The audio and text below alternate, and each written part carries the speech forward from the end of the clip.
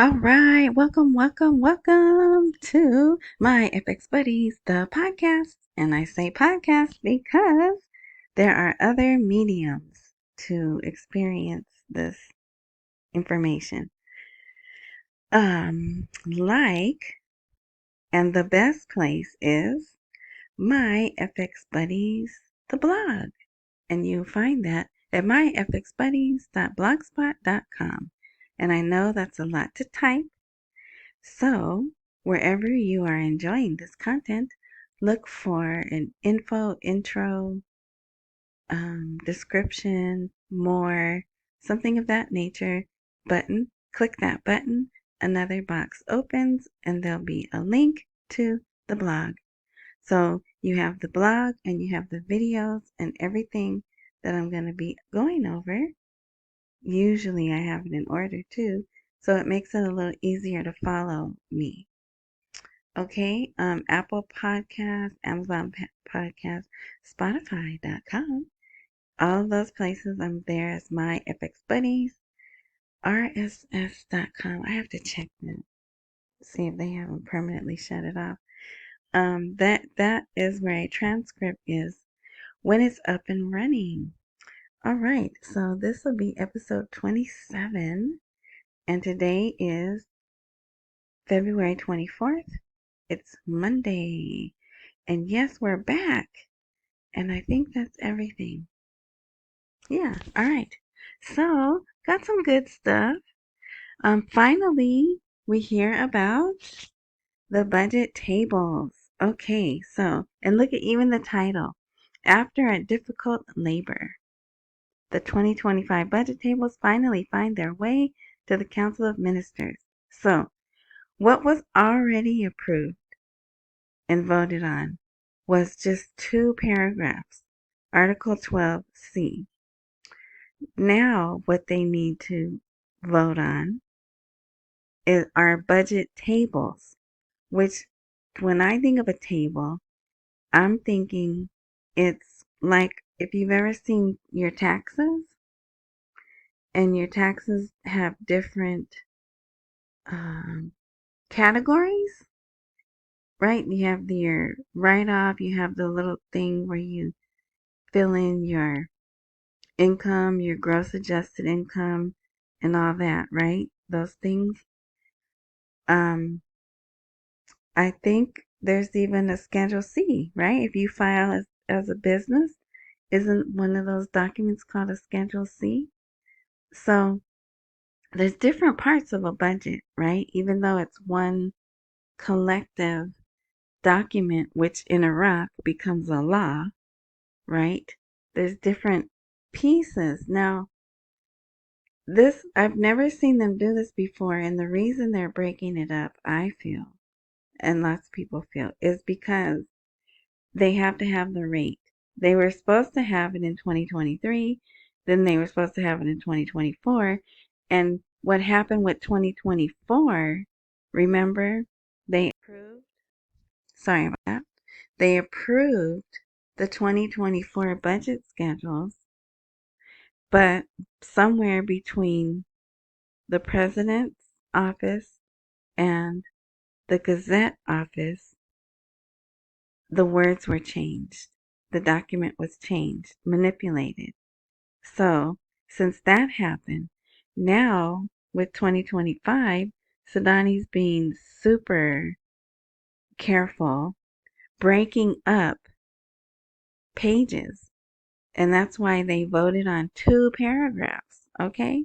They took a part of the entire budget and voted on just 2 paragraphs. So now they're going to vote on these budget tables. But first, they're going to go to the Council of Ministers, and that's where they're going to go. Is it tomorrow? Let's see. A responsible source. Look at that. Not just a source, not an anonymous source, but a responsible source. I think that might be the first time I've seen that. In the Ministry of Finance stated on Monday that the delay in sending the federal budget tables to the Council of Ministers is related to amendments to Article 12 of the budget law. So when are they going to get there? It didn't say, right? Now, tomorrow is the Council of Ministers meeting. Oh, no, it does say next month. Oh, that's not good. Next month is March. Mmm. Well, and then it'll be Ramadan. But they are going to work. They are going to work. So let me snap that up. And March is just next week. Next week is March. Okay, so, but it does say in the middle of next month. So the commenter that you had said the middle of next month, you were right. But anyway, at least it's forward movement. They're addressing them. So maybe tomorrow they will read them and discuss them. And, who knows? No, it does. It says the Council of Ministers right here will vote on the tables without delay and then send them to the House of Representatives. So, now it doesn't say they're meeting, they're going to meet tomorrow, but wouldn't that be lovely? What if they're psyching us out for the middle of March and then they do it tomorrow? Yeah. Talk about some dinar goggles on, right? But anyway, but at least they're talking about it, and isn't it funny? Funny that there was a lawsuit brought, right? And now we hear the next day or 2 days later about, oh, the budget schedules. Yeah, they're gonna get moved forward the middle of next month. So we'll see. Um, Sunday, the completion of the necessary procedures. Yeah, we know about that. All right, yeah.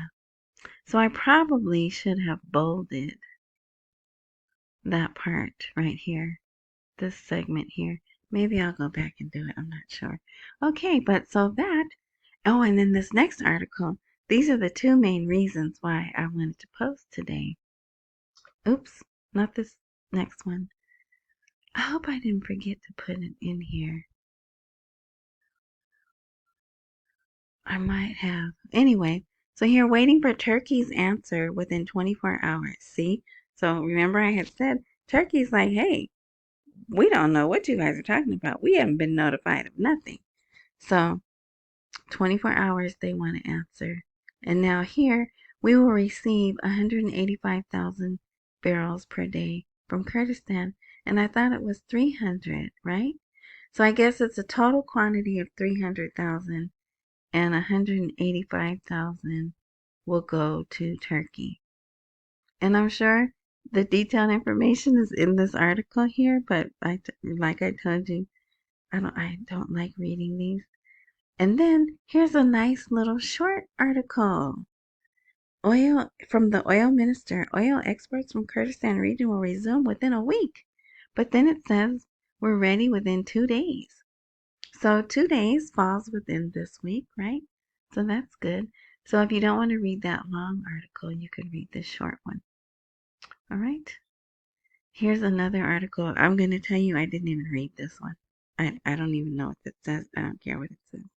But it's good for the citizens, right? The citizens that are following it, which I'm sure they're following it. The ones who, oops, I almost said can. The ones who want to, who are interested. I mean, and you would think, now, if I lived in Iraq and I was waiting to get my oil income, right, which they're waiting to get it. Oh, yeah, you bet your bottom dollar I would be reading everything, right? But since I'm here, I'm like, okay, there it is. And I know some of you guys do like to read those. All right. And if you're new, because there may be some new people, the blog is free. You don't have to put your email in. I'm not selling anything on here. Um, you just go to the blog and the articles are there in full with the link to the original articles if you want to take it and share it somewhere. All right. Um, Here is President Barzani. Iraqi American delegation discusses business and culture ties. So these are the Christian businessmen from Michigan. They're still there. All right. Here's one article. It's one article, but it's been posted a lot of places. It's not changed. It's the exact wording, the exact picture. Um, it's not a short version or a long version. It's the exact same version. So, expert, US dollar will rise against Iraqi dinar. We don't want to hear that. What? But it is down. The last time that I checked, it had gotten, so the dollar's down. I'm going to say 1480, but that's the dinar, right? So 1480 dinar per dollar. That's a stronger dollar, stronger dinar than if it was 1490 or 1500, right? You see that? Okay. So that's where it closed. It closed at 1480. So let's see what happens tomorrow morning. But he's saying that the decline in the dollar exchange rate against the Iraqi dinar during the past few days to be temporary, stressing the gap is still large. Yes, it is. The gap between the parallel market and the official rate on the CBI. So yeah, I just here he added that traders who deal in dollars are trying to exploit and profit from false and baseless information by promoting certain rumors. Probably like this article, right? So I just thought that was interesting. All right, let's see. The government has developed an economic approach. So this is Mohammed Saleh again. Mohammed Saleh uh, talking to the citizens. The government, Sudanese government, has developed a clear economic approach to enhance the national economy, and I'm reading there, okay, which is represented in raising growth rates in the non-oil gross domestic product um, by no less than 5%, in addition to gradually reducing unemployment rates, blah, blah, blah. And that's what the people want to hear. The people want unemployment to come down. I bet you they don't care too much about GDP, but they definitely want jobs. All right. So you can read more of that. It's just got all good stuff. That's a really good, positive article. But, yeah, even talks about new industrial cities.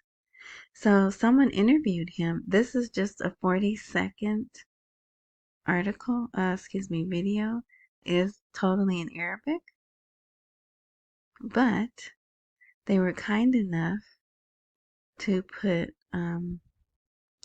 put it in English, not put it where we can see the transcript. So I get the transcript and I translate it. So he says, uh, Iraq is economically stable and in its best condition. So if you want to share that video, there's the link. But here's the video. It's not live right now because we're in preview mode. But when you visit it after I publish it, it'll be live and you could just, but you don't speak Arabic, right? But anyway, I don't know. Maybe you do. I shouldn't say that. Most of us don't. So he says economically in its best condition, and the general budget is supported by cash liquidity assets based on oil and non-oil revenue plans. See that? Plans. He pointed out there is support from the banking apparatus in the budget when necessary, thanks to the strength of available foreign reserves and the strong cooperation between monetary and fiscal policies. He added, there's no crisis hindering the receiving of employees' salaries and pensions in the coming months. Okay? And they did actually, they started paying some people over the weekend, I think, or maybe today. There was an article they're paying people for February. So that so him coming on TV and saying all that good stuff, and then them actually paying people is, they're trying to boost the citizens' confidence, right? And here's my one commercial. And thank you to all who have visited my Buy Me a Coffee page. And there's a link and there is a QR code. Thank you, thank you, thank you. All right. Possible collapses, U.S. sanctions, imminent and inevitable, right?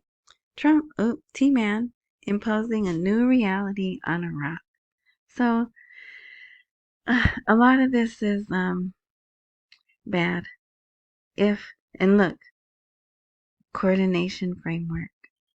See, there's a political class in the country or to overthrow the coordination framework. But that's just what they do, right? They get in the way. But there is one good paragraph, and I made it blue. Here we go. A necessary step for the benefit of Iraq. In light of these challenges, observers believe that Iraq needs to reevaluate its foreign policy to avoid escalation with the United States by adopting a more balanced approach in its regional relations and reducing a dependence on, there you go, Iran economically and politically. See, the T-Man wants them cut out. Nothing going to Iran, right? So they're like, yeah, carrot and stick, right? You stop dealing with them economically and politically, and we'll make you an offer you can't refuse, right? So this person here, asserts that Iraq can avoid the worst case scenario. What is that? By adopting electronic reforms that reduce its dependence on the US dollar in financial transactions. Didn't they do that already? In addition to strengthening its relations with Arab and Gulf countries to confront the economic consequence of sanctions. So if you read the whole article, it could be a Debbie Downer. But reading that's why I like that paragraph. Okay, because that's where we are.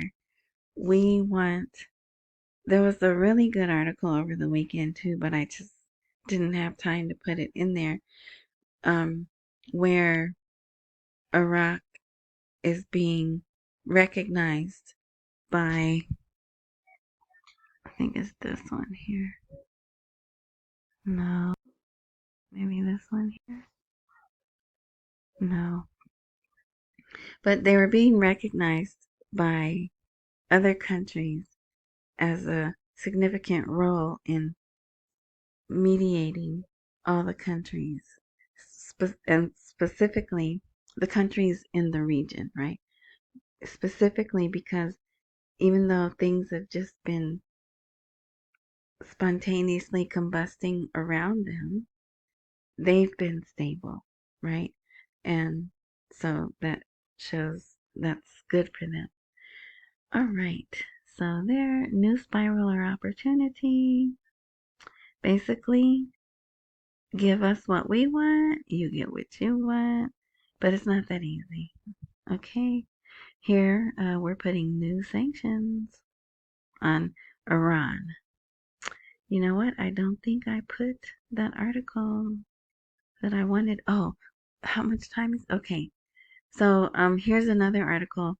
So they were, I guess. How does Kurdistan steal 300 billion dinars monthly, smuggling oil to Turkey? Now, and maybe that's why it lasted so long, right? The pipeline being shut down, it wasn't monitored, it wasn't counted, right? Because there was no oil. But Kurdistan was still pumping other oil. So imagine they were smuggling oil to Turkey. Turkey's getting oil they don't have to account for. right? Kurdistan's getting money they don't have to account for.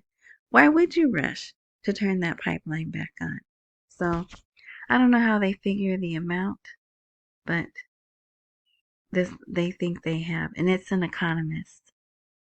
He confirmed today that the Kurdistan region is stealing more than 300 billion dinars per month from smuggled oil exports to Turkey.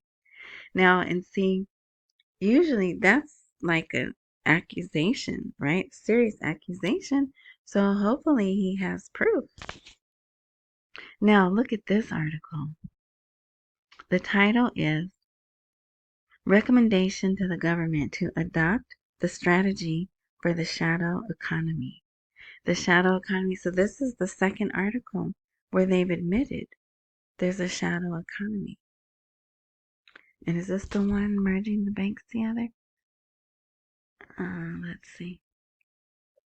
The media office of the council stated, let's see. So this meeting took place today.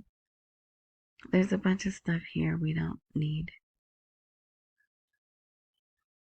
They hosted that, as well as providing facilities for importing some engineering materials. The council decided to take the opinion of the Ministry of Environment regarding some chemical materials used in civil engineering. No, that's not it. Oh, here we go. Sorry about that. The study included several axes that address the concept, structure, and characteristics of the shadow economy. So they're admitting to it.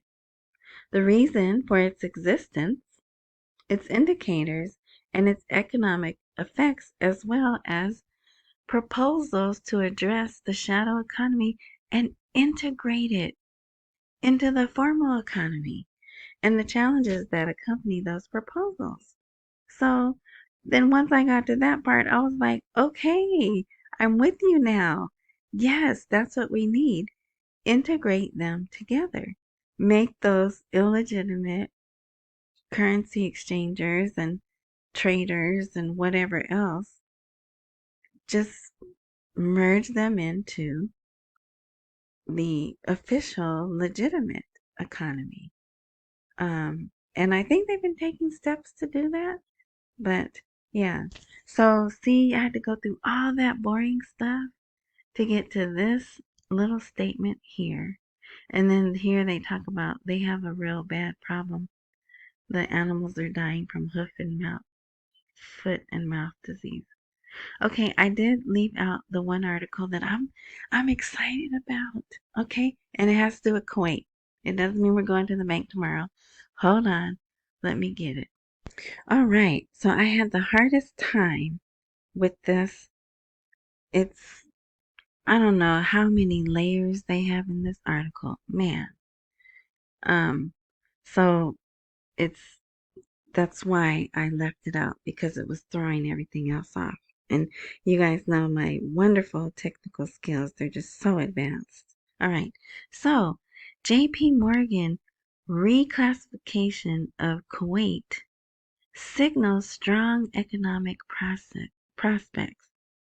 So, JP Morgan removes Kuwait from emerging market index. And if people who haven't traded or looked at indexes, they have frontier market. Oh, it's been so long I can't even remember. But so they have like us, China, Japan, the developed countries. We have a name. I forget our name. And then when you go out to less developed countries, they have different classifications. So they had this. Now, this is JP Morgan. I know it's just one bank, but if one does it, they'll probably start to follow. Plus, it's like the king bank right now, right? JP Morgan Chase. So, Kuwait is set to make a significant transition in the global financial landscape with JP Morgan announcing its reclassification from an emerging market to a developed market. So it's a index, right, where they have all these countries. But the reason I'm excited, and the process isn't going to start until March 31st, and it's 6 months, right? Maybe it'll be longer, maybe it won't. But Kuwait and Iraq, aren't they like the same with the chemicals? Sorry, not chemicals. Minerals and gold and oil, and so how much longer before Iraq moves up to a developed market? So I just thought that was really neat. And Kuwait has recently been doing a lot of deals with Iraq. So I bet you that has something to do with it. That's just helping strengthen them more. And it's going to affect a broader shift. It's going to cause a broader shift that's going to affect Qatar. And I thought there was another one. So yeah, but if you invest with JP Morgan, you might want to look into this uh, index. It's abbreviated EMBI, but it stands for Emerging Markets Bond Index. But if they're going to have the same currency value relatively, right, then, I know Kuwait's developed and advanced and all of that, but I don't know. I saw it and I got excited about it. All right. So you're probably like, oh, what a letdown. I know, but I'm a goofball. Can't you tell? Oops, I sound like that man, don't I? Okay, I'm a dork. I'm so dorky. I said that to my son the other night. He said, yeah, but you're my dork, mommy. Yes, my grown kids call me mommy. Okay. Well, one of them does. Look at this here. I need to get rid of this. Oh, no, it's still there. Okay. All right. So that's it. No. There's one more thing. And look, we got time, too. I got time now. So I'm not going to post this because I know everyone's not going to read it. But I am going to so at the very bottom of the blog, I'm going to put this picture with a hyperlink to this article. And what it is, from the Iraq Britain Business Council, IBBC, their latest conference they had. When did they have it? I don't know. I think over the weekend. But there's a lot of information in here. Nothing that talks about the rate change or we're going to the bank tomorrow. Just information. And they had some speakers there. So like I said, there's a lot of information. Some of the companies that were there, speakers. So if you want to see that, if you want to see this article, like I said, here's some of the sponsoring companies that were there. And then here's a video. They have English language at the bottom. Yeah. So, yeah. So that, like I said, this will not be on the blog, but I'm going to take this picture right here and hyperlink it. I can do hyperlinks. Hyperlink it to the page if you want to see all that information. All right. So that's it. Thank you. If I'm not sure. Remember I said who knows what this week is going to bring? Tomorrow's a really jam-packed day for me. But if there's anything post-worthy, I will post. So, since I don't post regularly, if where you are, there's a follow, like, join, subscribe, follow, like, join, subscribe. There's one more word. I can never think of that one. Anyway, click that, and if all things work like they're supposed to, when I post, you'll be updated. Accumulate while we wait for the rate to appreciate. Don't miss any meals and pay all your bills. And I was saying, I know it's not moving as fast as some of us want it to. It even seems like we'll take one step forward and then wait 2 weeks, right? Then we'll take a half step forward and then wait 2 weeks. But apparently that's how international business is done. I don't know. There's so many pieces to this. Some we see, some we don't, right?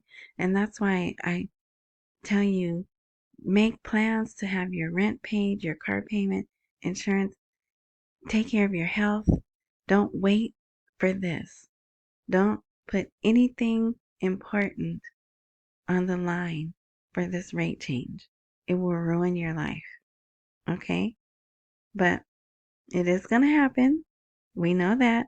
I do believe we're closer than ever. So, yeah, hang in there. All right. So, thank you. Thank you, new subscribers. Thank you, supporters.